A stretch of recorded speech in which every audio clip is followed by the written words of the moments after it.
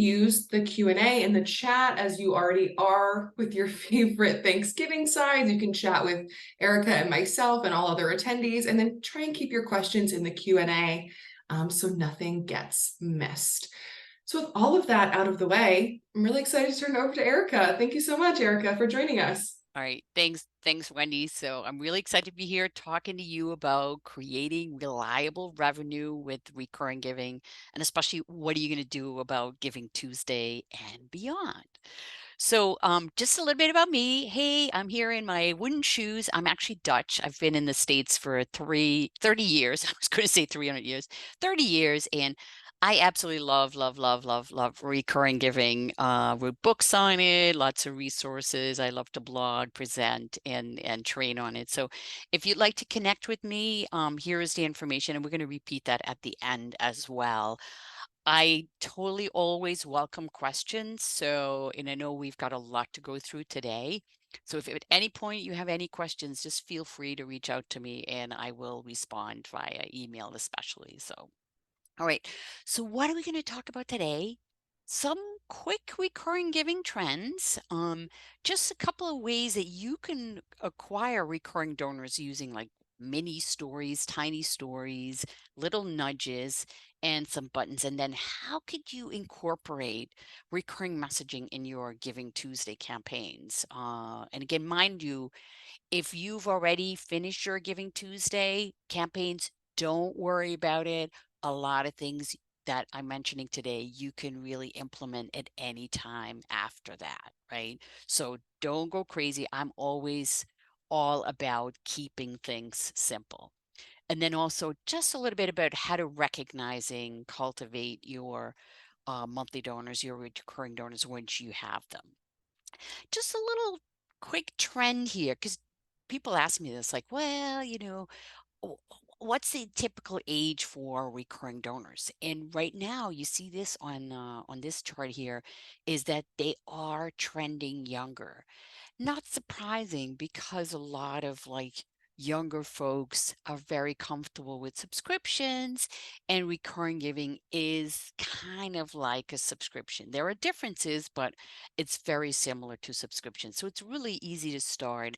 It's really easy to maintain. And again, younger donors tend to be more likely to give from their bank account. So that's also really critical, right? So recurring donors are trending. So if somebody says, well, hey, what can we do? Like you see here, like Gen Zs, you know, they are like 62% of them prefers to give monthly. Wow, that's really critical, right? And this is too what we're seeing in online giving. If we look at the M&R strategic benchmarks that only looks at online giving trends, last year one-time gifts were actually going down, whereas monthly giving was still going up. So monthly giving as a percentage of online revenue continues to grow. And I can foresee that that will continue, especially as more and more of you are going to jump on really trying to focus on monthly giving, right? Now, why are we talking about monthly donors? Why are they so important? Because they provide you that reliable, unrestricted revenue, the money that you can use to support your operating revenue, your mission. It keeps the lights on, right? And donors can give in a way that's comfortable for them. So it's very donor centric. Younger donors like it. I showed you that. It's a very efficient use of the resources for you, but also, monthly donors are 6 times more likely to leave you in their will. So they may be giving you like 20, $25 a month now, but if you can ask them to make the ultimate gift, they will do so because they're really committed. They care about your organization. Retention rates improve. That's so critical, right? I mean, I know we're all struggling with that. Like, how can we keep these donors that we're bringing in and more, right? But the reality is there is disasters happening a lot. We're in wars. There is wildfires. There are floods. There are snowstorms. We just still in a pandemic, right? COVID is still here. So having monthly donors will allow you to plan on that unrestricted money that you can count on no matter what happens in the world, no matter what happens in your area, right? So you can plan on that. So let's, Wendy, if you can launch the first poll here, like how many monthly donors do you have? Is it fewer than 100, between 100 and 500, more than 500, or you're not sure? All right, so how many monthly donors do you have in your organization now? Where do you start? All right. So I'll give it a couple of seconds. And Wendy, I can't see if people are voting, so go ahead. Awesome, great, thanks so much. Okay, so 74% have fewer than 100, then 10% between 100 and 500, 7% have more than 500, and then 9% of you are not sure. Great, thank you so much. So again, you see, every organization is different. Some organizations are a little bit ahead of the game, others are just starting out. And even if you have like 5 or 10 monthly donors, that's a great start, right? So I love this little chart, and it actually comes from a colleague in the UK. And it's one of those things that you can give to your boss and your board and say, look, I realize that we all want those big guys, right? We want the big donors that give a lot of money, right? That's this top quadrant over here. Most charities want those donors, right? But the reality is like maybe only 6% of your donors are giving at that level. The bulk of your donors are smaller. They give small amounts and they don't give that regularly yet, right? But if you can get them to go up to the regular quadrant, you're going to get more money, right? So the bulk of your donors are probably like these smaller guys, right? But having said that, even if you get monthly donors at first, they can start making bigger gifts down the road, right? So it's not like you're like using like robbing Peter to pay Paul type of thing, right? So it's just like a little bit different approach. And again, the reality is we're in inflation. Like some people are struggling, prices have gone up. So some donors, especially those on fixed income, they may be more likely to make a monthly gift, right? And Dale, yeah, that's fantastic. You have $1,000 a month monthly donor. That's fantastic. So, but those are not necessarily that common, but they are certainly absolutely there. So that's really, really powerful, right? And again, it all depends on what the donor prefers, right? But the bulk of your monthly donors are probably smaller. Now, love to know in the chat, what do you call them if you have a monthly donor program? Because there's lots and lots of definitions. Regular giver is pretty common in the UK and in Australia. Sustainers, committed givers, recurring donors, or maybe some specific names. So what are you calling your recurring donors? Do you have a special names? So like Rachel says, okay, we call them sustainers. Pamela says gold star givers, recurring donors. All right, trying to think of a new name. Okay, giving circle. We all use all of those. Nourishing supporters, specific called grow club. Okay, that gets specific benefits, right? So this is this, it's all over the map, right? I love talking about monthly donors because typically monthly donors are the most common when it comes to frequencies. Look at this chart that Qgiv actually organized in the sustainable giving study that they have. Highly recommend that you get that, and I'm sure Wendy's going to send you a copy of that. So Yeah, 90% of organizations are offering monthly gifts and they tend to make the most amount of money. But I am seeing a little bit of a trend of like some organizations, especially membership organizations, that are offering annual sustainers, annual recurring donors, right?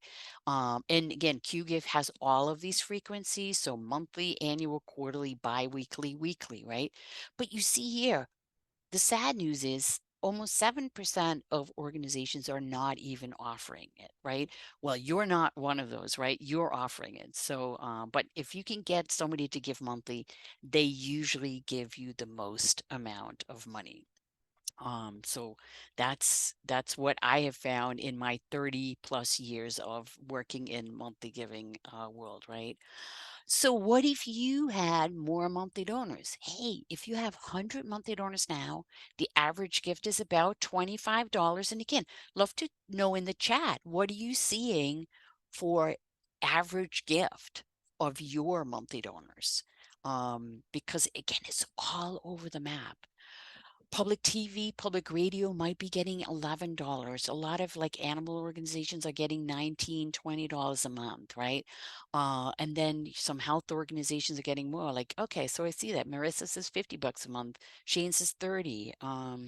So someone says 24 again. So it's all over the map, right?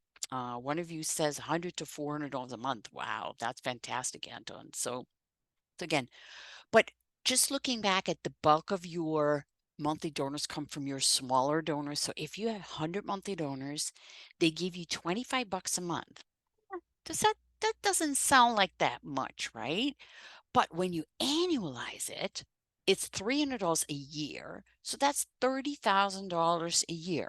So I recommend that if you've not done this, take a look and say, I have so many monthly donors and they're worth so much every month. That's annually X. Okay. So, and write it down on a piece of paper and put it on your bulletin board or your computer or wherever you keep your important notes, right? So create what you call like a benchmark. So, all right. So if you have 100 monthly donors that give you $25 a month, that's $30,000. If you can grow that to 500 monthly donors, right? Say they give you $25 a month, that's $150,000 a year, right? So it really, really grows. And, I ask this question a lot when I start working with organizations, and sometimes they have no idea. And then when they calculate, it's like, whoa, I had no idea that they were worth this much money, right? So create your benchmark, write it down, number of monthly donors you have, average gift, what's the annualized revenue. And whenever you talk to somebody about monthly giving, always, always annualize your revenue. Now, of course, if you have other frequencies, you need to make sure that you calculate that towards the annual level, right? Now, why do donors give monthly?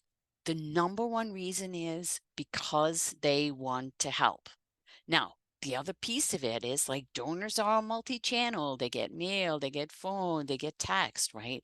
Monthly giving is easy for them. It fits their budget, right? But the number one reason why donors give monthly is because they want to help. We just have to ask them to help, right? That's the key. So, just like, and this is not a poll, it's a question like, what is your biggest challenge when it comes to these recurring donors with these sustainers? What are you struggling with the most? What's your biggest challenge when it comes to growing your monthly giving program? And while you're doing that, I'll just keep going because we have 1 hour, right?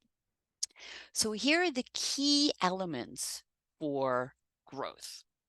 It really is very, very similar to what you're doing with your one-time gift fundraising, with just one small exception. Instead of asking for a one-time gift, you're asking for a monthly gift, right? So that's the key, but you need to have systems. You need to have like forms. You need to ideally have tangible amounts. You need to use storytelling, all of those things that you already have in place for one-time gifts. And then, yes, you do need to have the commitment to want to grow. That's the key here. So let me just like look at some of the challenges. Trying to find a specific campaign to draw them. New to organizations always been getting the big donors. Yeah, I see that a lot, especially with the health organizations and universities. Presenting it as an option, other staff do not prioritize it. Education and trust, raising their monthly gift. Let's see here. Donor website's not that easy to navigate. Yeah, but that impacts your one-time gifts as well. So you see it. Challenges are there. I'm going to try to help you, give you a couple of solutions, because, you know, again, it is really, really critical to grow your monthly donors, right? And Cheryl, you make a really important point. Nobody is solely in charge of anything beyond big gifts, and that's critical as well. So I want to bring up the point of committed, right? So because it's kind of like funny, there's this thing with the mindset, like if somebody gets committed to it, all of a sudden, then they start growing. And this too came from a Qgiv sustainable um, study that they just did, is that, you know, here's 52% has some additional recurring giving strategies, 18% is not sure, then only 13% is many additional recurring giving strategies, and then 10% are not, they have nothing, and then no additional recurring strategies. Okay. So, but if you say, hey, I was at this QGIF webinar with Erica, and I'm really committed to growing it. And again, mind you, maybe now is not the time, but come January is a really, really good time to get started, right? Because I know this is a very busy time for you. So say, oh, okay, we're going to take all these donors that we brought in with Giving Tuesday and we're going to try to convert them to Give Monthly, right? But it starts with that mindset. Because if you're not committed, how do you expect a donor to be committed, right? So it's really key you're committed to starting it. And that does start with the driver. So yes, you do need to make somebody accountable so that that keeps the program on track, and that person will keep growing and says yes. And you will share results and updates with other folks, right? So, but yes, you do need to be having a driver in place, one person who's going to make sure that that gets looked at all the time.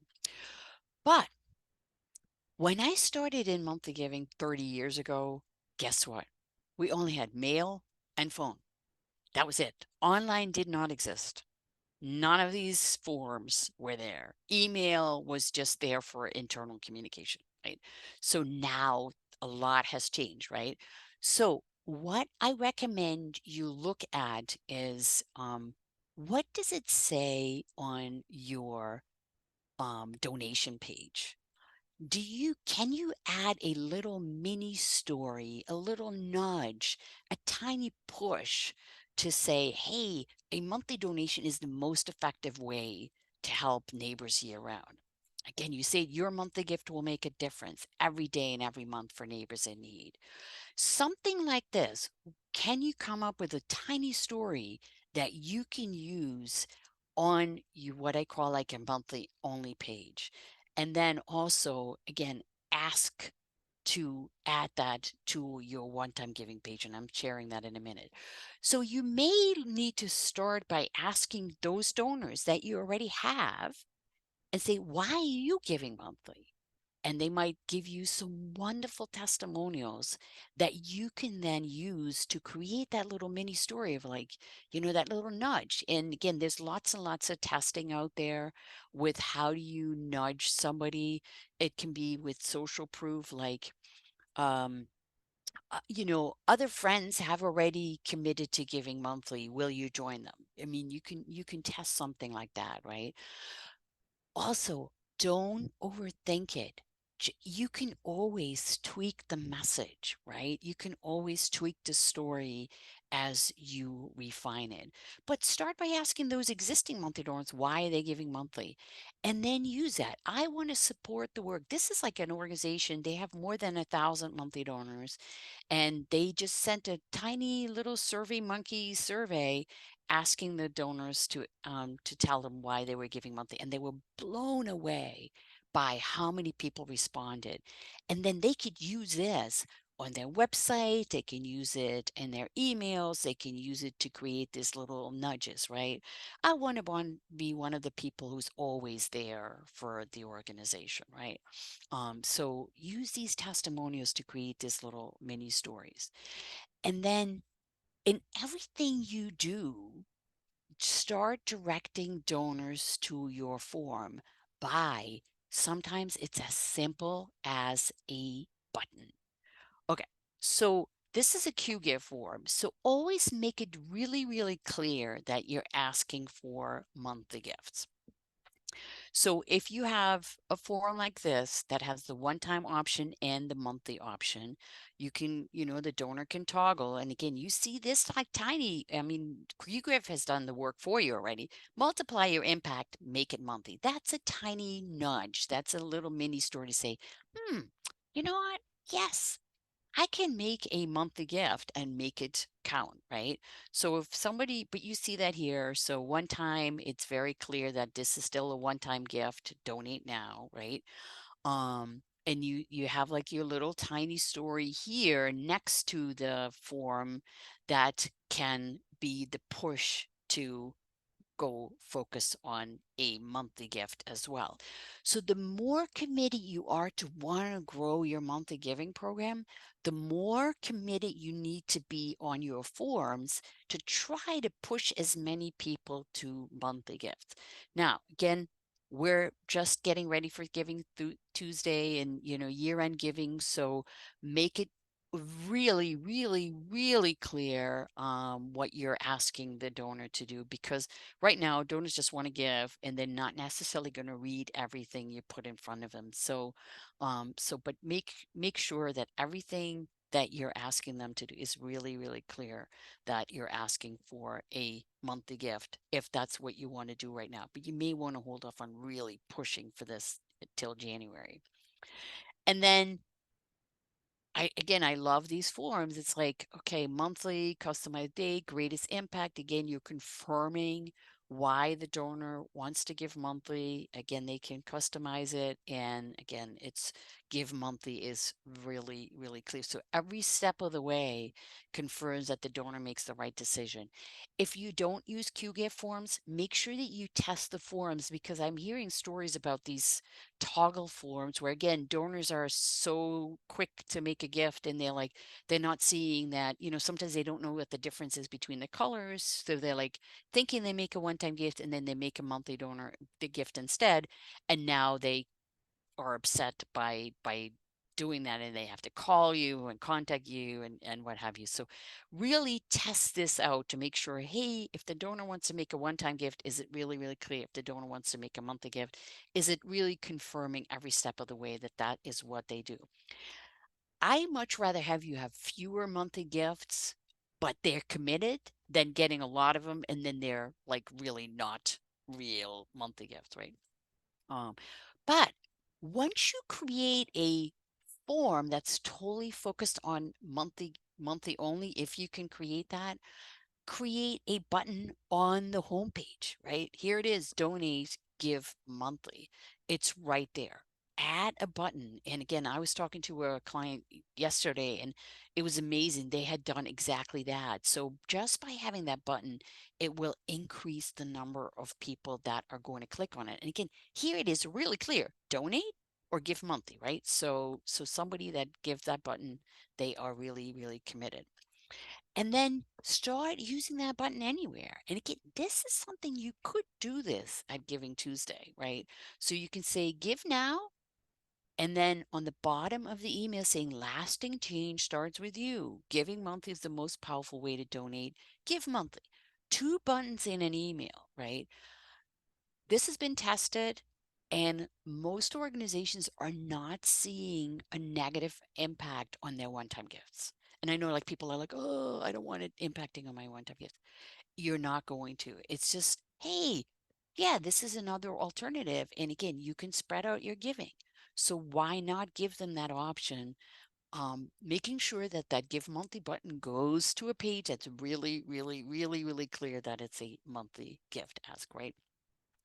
This organization has been doing this since COVID started. Every email they have a yes, I will give monthly first, and this yes, I will make a one-time gift as a second button within their email.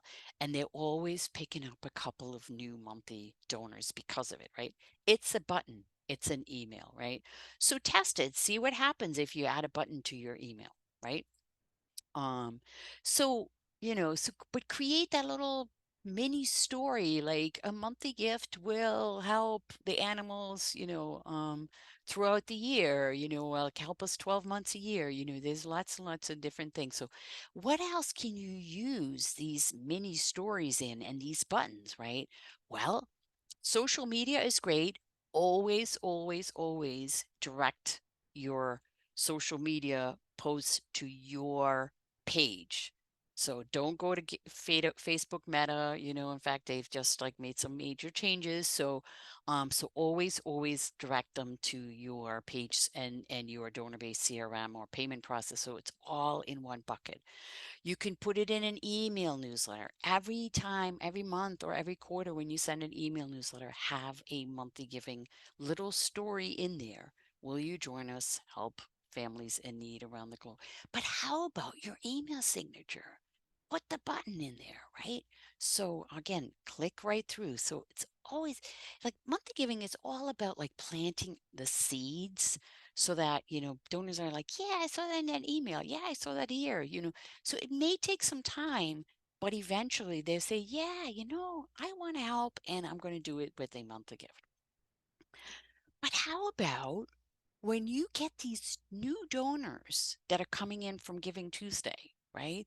Or new donors that you're getting in through the year, um, include a monthly giving ask in your welcome email series. Make sure it goes to the button for Give Monthly, right? If it's easier on your budget, please consider a monthly donation. So that's it. It's just like a couple of lines in your welcome emails. What do you have to lose by adding that in, right? So if you have welcome emails, put it in there. Then also add the option on your appeal reply form. And I really like this. This is probably one of the best appeal reply forms I've seen. So you see it really clear, single gift, monthly gift. It's right there on the form, right? I want to help a child with treatment for club foot. I plan to give dollar amount so the donor can fill that in online. They can go by automatic withdrawal, or they can, in this case, they can still mail a monthly check. And then the back is also very interesting. Tell us about your gift. Again, you're asking them to take the one time or the monthly when they want to start. And then you give the donor the option to make it by credit card or by bank account withdrawal. And you can even do that by checking, business checking, or saving. So lots of options there. One of the other things that's interesting is, and I was looking at a statistic on when checks are going away. In fact, I should probably ask you, like, are you still using checks? So just use the chat. Are you still using checks for your own payment um, processes? Okay, so I'm seeing, yeah, so I'm seeing some no's and I'm seeing yeses and no's. Yeah, yeah, no's, yeses. Okay. So here's the thing. A lot of these forms are still asking for a first month's check or a voided check. If the donor does not have a check, you need to ask them to complete the bank name, the bank routing number, and the bank account number. And because they don't have a check, right? So you can say use a first month's check or voided check or complete your information below. And again, I'm seeing this starting to come up more and more because a lot of you don't have a check, right? So again, given the option, some donors might say, yes, I'll make the first month, I'll put the first month check in, and other donors are saying, no, I'll fill out the account information. And then make it clear that you want donors to give monthly, right? So this is actually the part of the letter that this organization sent. Hey, mail, return a gift online and monthly. So again, it's really out there. Make it very clear that you want that, right? You may need to want to explain a little bit more about what your, just a couple of dollars a month can save children's lives. Here it is, give $42 a month, 21, give $11 a month, right? So you explaining all of the options on the back of your reply form. So, and this organization is only accepting credit card monthly gifts through the mail, it seems. So again, take a look at your appeal reply form and say, hey, can I put a little bit more on monthly giving in there? Can you add a buck slip, like a, 8.5 by 3.5 piece in your appeal, or even your thank you letter down the road, where again you're explaining, will you be a hero? Join the Heroes of Hope monthly giving program. And guess what? We can do postcards, right? Postcards are great. You can put a QR code with the link right to the monthly only page, right? This organization has been doing their Valentine's Day campaign really, really successfully. Again, Valentine's Day is coming up. Might be something to consider, or maybe think about another day that fits with your organization, right? Might be something coming in March or January or April, right? So think about some special days that you say, hey, I can tie a campaign around that. And one of you asked earlier, like, hey, what is the best campaign around it? Well, maybe you just say, by XYZ giving day or special day for, we would like to generate like 50 new monthly donors. And again, this is it. If we're able to find or upgrade 50 new solidarity sustainers by February 14th. And then they sent this postcards to their lower end donors. And then they also created an email campaign associated with it with very similar pictures, right? Or you be a secret admirer, right? So there's lots and lots of things. So don't overthink it. Make it, hey, what would our donors like, right? What would motivate our donors to consider a monthly gift? Now, if you can get a match, really powerful, right? It doesn't have to be huge. It can be as little as like $2,500 or $1,000 or $5,000, right? So matches do work magic when it comes to carrots to join a monthly giving program. So consider that for a special campaign in the spring of next year. And again, mail, email, and phone and text together work really, really miracles, wonders, right? So some organizations, donors like hearing from you. They still pick up the phone. So give them the option to have a conversation. But use text, right? So you can absolutely use text as well to nudge people along. Hey, are you our secret admirer? Right. So take a look and think, can you create like sort of integrated sustainer campaign to really grow your monthly giving program? Right. So mail, phone, email, digital, everything together will be extremely powerful, right? So that way the message is the same, it's consistent, and the donor says, yeah, I saw that in the mail. Oh yeah, I got this text message, right? So it may take time, but it's all about planting the seeds to consider a monthly gift. So with that, Wendy, can you launch the next poll? Like, what will you test? I mean, I've thrown a lot at you here too. So what will you test in the next 3 months? Is it add a button, create a monthly only page, for payment, a special email, reusing an old email with the monthly ask, right? Is there something else? And let's see, I think I saw like a question. Wendy, I don't know if you want to launch a question right now. Yes, let's see which one we should start with. There was one in the chat that I'm going to do actually, so it doesn't Yeah. get lost. Okay. I have a question. If my organization's monthly donors are seasoned and in their retirement age, how do I grow reoccurring donors who fall into the Gen Z millennial bracket? So yeah, I mean, well, the reality is a great question. The reality is you have to ask them. So if the bulk of your donors are in retirement and they are in fixed income, that's a really good starting point. But you saw earlier, like about 18% of the baby boomers are giving monthly. And again, if you can get to 18% of your donors to give monthly, that's probably a very, very great start, right? And that's actually where a lot of organizations are at.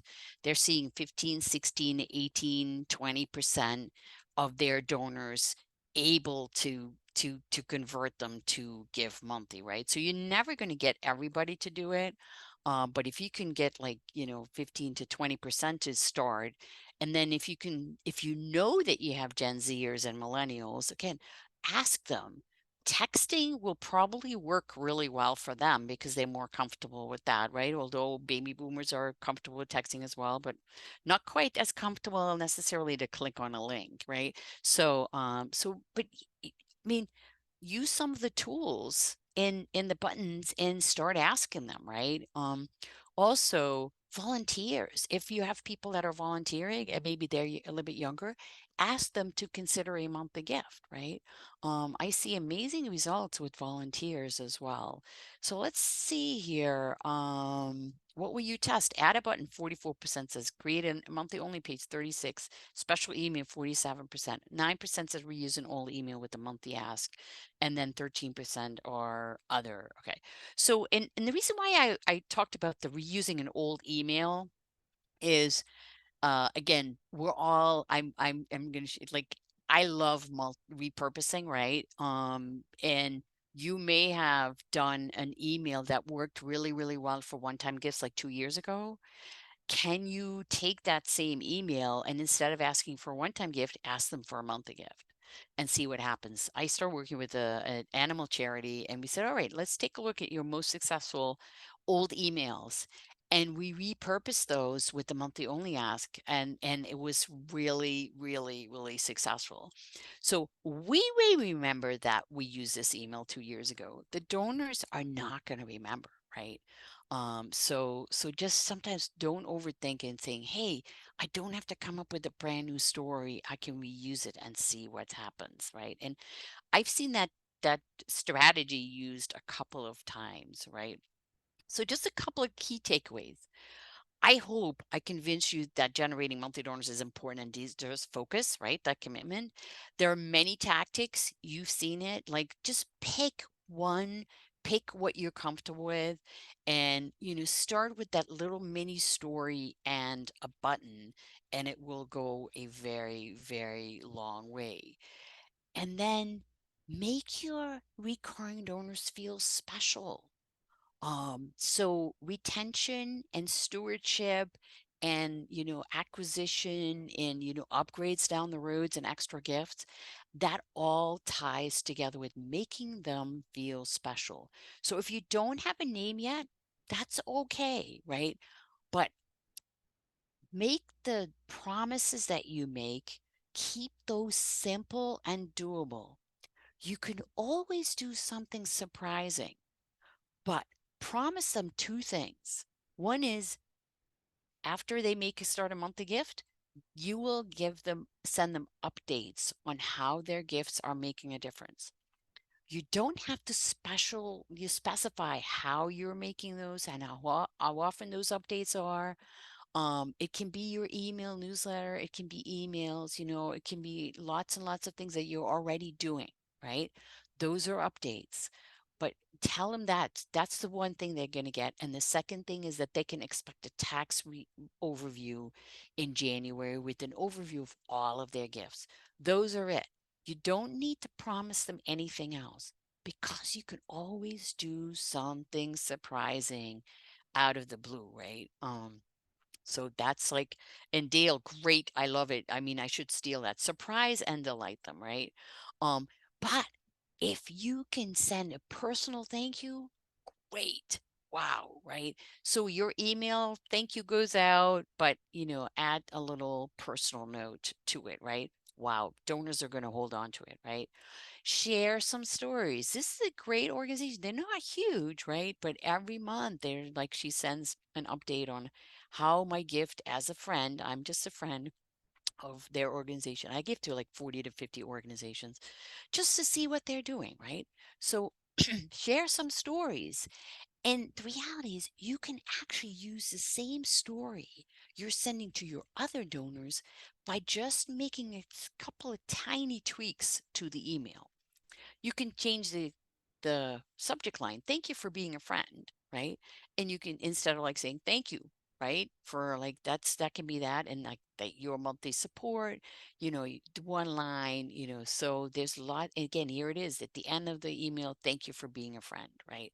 So tiny variations that you can use the same story, but customize it for your monthly donors to surprise and delight them, right? Um, and then, hey, Giving Tuesday, what are you going to do? Yes, you can ask them for an extra gift. So, and again, I know some organizations saying, no, I only want to say thank you to my monthly donors, and that's wonderful. But you can absolutely consider asking them for an extra gift, because they will do it if you have a match and you make them feel special. And again, you're saying thank you for your ongoing monthly support. But I didn't want to leave you out, right? I wanted to tell you about this very special match that we have going on. So anything that you say, oh, okay, I know our donors would want to hear about this, right? Include them in that. But make sure that you say thank you for their ongoing monthly support. So what I recommend is like, map out what's happening. What is automated, what is not automated, what can you do to surprise and delight them, right? Here's just one little example of like, like your stewardship plan. Again, key with this is create a special email segment or tag or group in your email program so that you can just be mindful of that tiny tweak that you have to make to the same story that you're using for your groups, right? And then obviously you probably have like a special attribute or flag or group or code in your direct mail in your donor database, right? So if you have that, then you can say, okay, well, this is my standard stewardship plan. This is my stewardship plan for my monthly donors. Um, and remember, I can't repeat this enough. It's okay to read your stories. So if you have a thank you video that your executive director did for an event, use it. So there's lots and lots of different things that you can reuse, because donors are not going to remember what you sent them 3 months ago. Trust me, right? So they're not going to be upset if you send them a same thank you video. They may not have opened it the first time, right? So repurpose. And again, the more you can make them feel good and committed and feel part of the organization and engage with the organization, the longer they're going to stay with you, right? So, and again, we're not going to have that much time to go into much detail, but I just wanted to mention it because I know it's always a little bit of a challenge as retention, right? What are we going to do? How can we keep our as many monthly donors as possible? One of the tricks is create what I call like a retention day every month. At once a month, after the bulk of your monthly donors have been charged or been trying to be charged, sit down and say, okay, what are we seeing? How many monthly donors are dropping out? How many monthly donors are at risk of dropping out, right? Can we see if their expiration date, their credit card expiration is coming up soon? Can we take action, right? And map out your processes. So create a retention day every month, especially as you are growing your number of monthly donors. This is going to be critical, right? And really do everything in your might to keep them. If you go to my website, you can download this monthly donor retention playbook. It's a Word document. You can customize emails, you can customize letters to follow up. It has special telephone scripts. And I believe like Qgiv has a bunch of like resources as well, and they have some automation. So take a look, make sure that you know what's happening in your organization with your system, like how soon does an email go out, and does it go to everybody, and how often does it go out, right? Because every system unfortunately is different, but do everything in your power to keep as many as monthly donors as you can. And again, if you're not a nagger, really important, you're not a nagger. And when you ask a donor saying, hey, it looks like your credit card expired, can you give us your updated information? If you could do it before the card expires, great, but also do it after the card declines, right? So mail letters, mail postcards, send emails. Try to make those emails as possible, as personal as possible. Send phone calls, send a text if you can do it, right? And then repeat, right? Because donors are busy, just like you are. So they may not respond the first time, right? So do everything in your power to keep them, and you will do okay. One of the other tricks I have learned is, because and especially for those organizations that have like a lot of major donors and they have more focus on the major gifts, is have a talk to your finance people and your boss and say, can we come up with a special line item in the budget? Monthly donors goes into that line item so that everybody sees, hey, these are my monthly donors that are starting out for the year, for the fiscal year. And then here are the monthly donors that are like going into next fiscal year, because it's that ongoing revenue that you get, right? And those organizations that have made monthly donors a line item in the budget so that everybody can say, whoa, this is great. We go from 100 to 200,000 to $300,000 a year, right? So this is very, very powerful, right? So see if you can accomplish that, because it's really made a difference, right?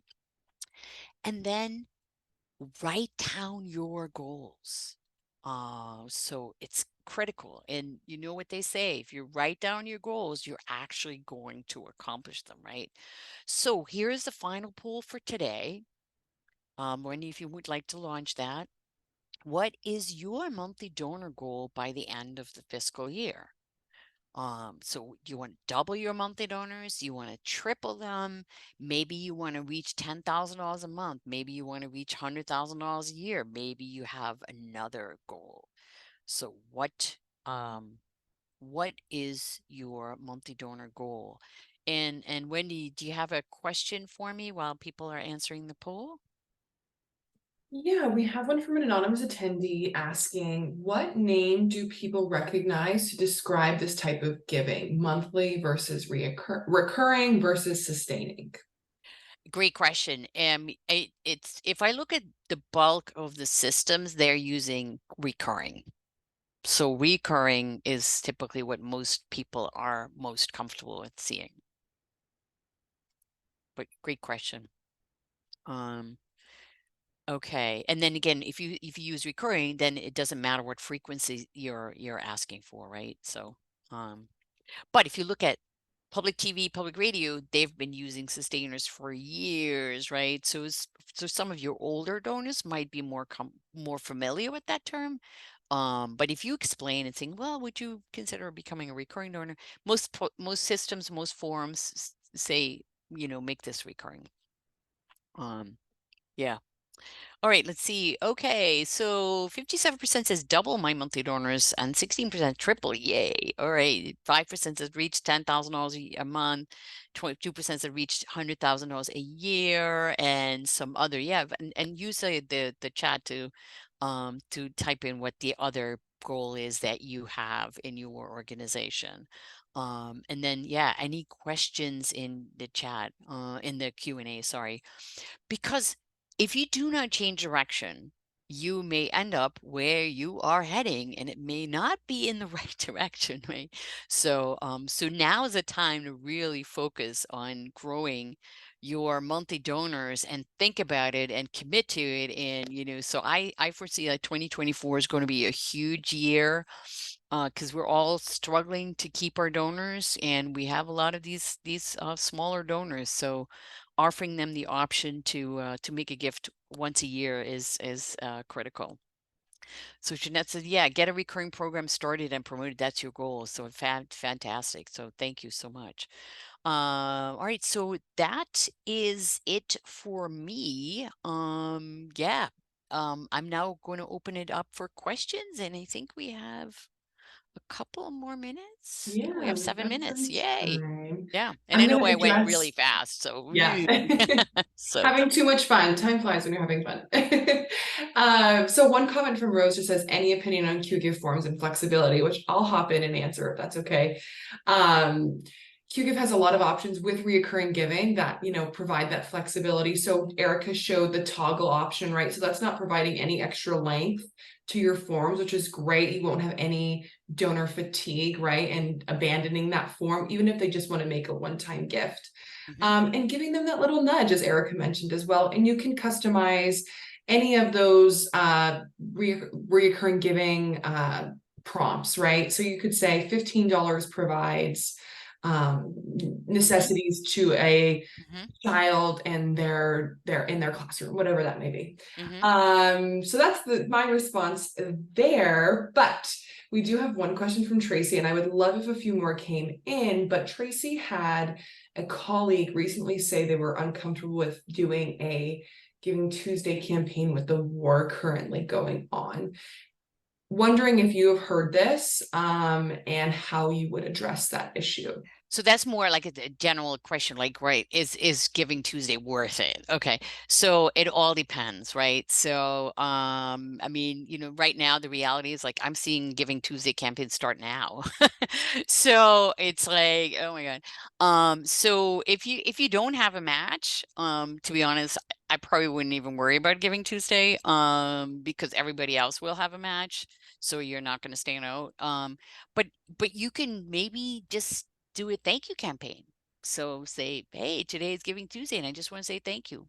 You know, Yeah. that's a pretty simple email to set up, right? Of course, we have Thanksgiving before, so yeah, I mean, if you're historically doing great and you have like email campaigns planned throughout the year, Giving Tuesday may not necessarily be that important. If you never ask, then Giving Tuesday time frame is a good time because that is when a lot of donors are starting to think about giving.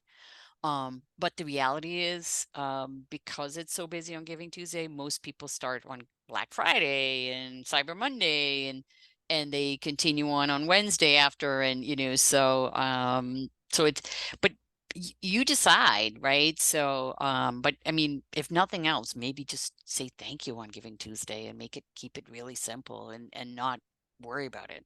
Yeah. So, yeah, It's so personal to the organization. I always loved a Thankful Tuesday. It's never worked with my yes. organization schedule, but yeah, I totally agree with you there. Courtney is wondering, how do you reach Gen Z? Our donors tend to be baby boomers or older. Is there a way you've seen that is effective in reaching younger donors? Yeah, I mean, again, this is where, social media, email, texting is more, relevant. There's like, TV, there's YouTube. I mean, so there's like one organization I'm hearing, they're actually on radio, Spotify, Pandora, things like that. So there's lots and lots of options to consider. But again, as you're just starting out, I mean, start with things that you're doing that you can easily customize, and reach out to Gen Zers that way, because the bulk of the money is probably still going to come from the baby boomers. So it's going to take some time for those Gen Zers to really ramp up, and commit to it. But they're digital and text. That's I was talking to an organization, and they did their first text campaign, and they were blown away by how many people made a monthly gift because of it.